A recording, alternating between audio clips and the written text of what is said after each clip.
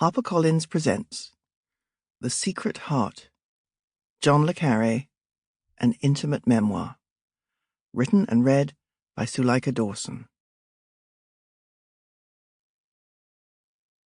For Graham Goodwin again, and this time for Jeremy Lloyd as well.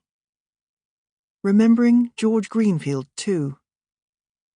And for David, of course.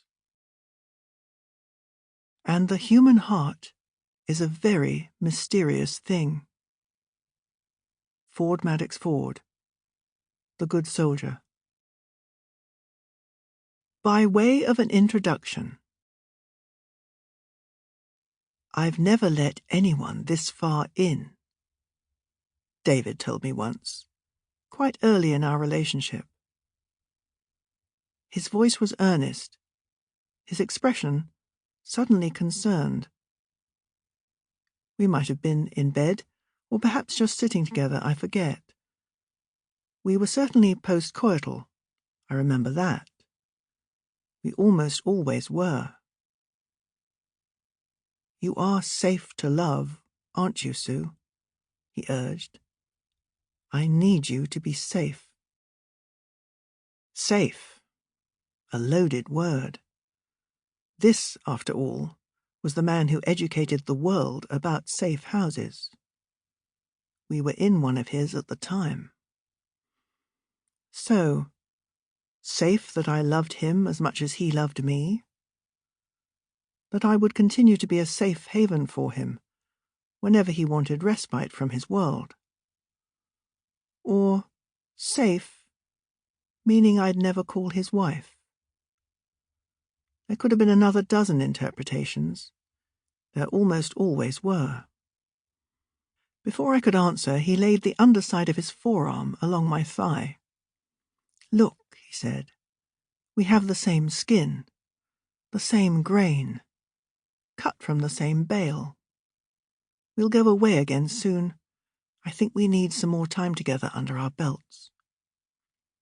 David always pressed the we of things, sparing no word or gesture to conjure up an enveloping usness around our times together.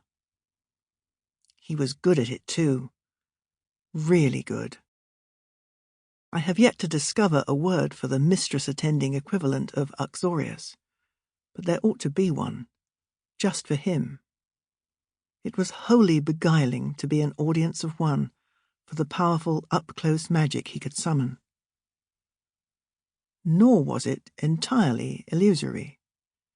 Real rabbits do emerge from top hats, however they get there to begin with. And large parts of our relationship, whole stretches, were as real as anything has ever been in my life. In his too, I am certain. But I have since come to wonder whether, for David, it was the illusion itself, and his own power to invoke it, that was most real of all. There is one further interpretation of what he meant by safe that may have accounted for his worry at the time. David did take me very deep into his world, into his thoughts and hopes, his memories, his besetting concerns and fears, into his carefully guarded private reality. So he might have meant safe that I wouldn't write about him. As indeed I didn't, not for the longest time, until it was safe.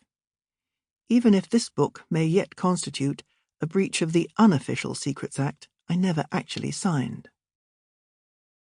So, what follows is how it went. With us. This is the story of my time with le Carré the writer and with David the man. With Ronnie the father, too, whom David sent me on a secret mission to find.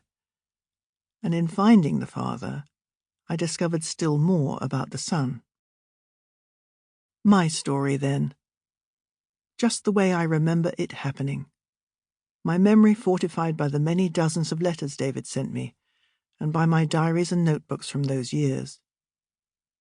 I've withheld a few details, to spare some blushes, most of them my own, but otherwise this is a pretty full account of what has unquestionably been one of the most Sample complete. Ready to continue?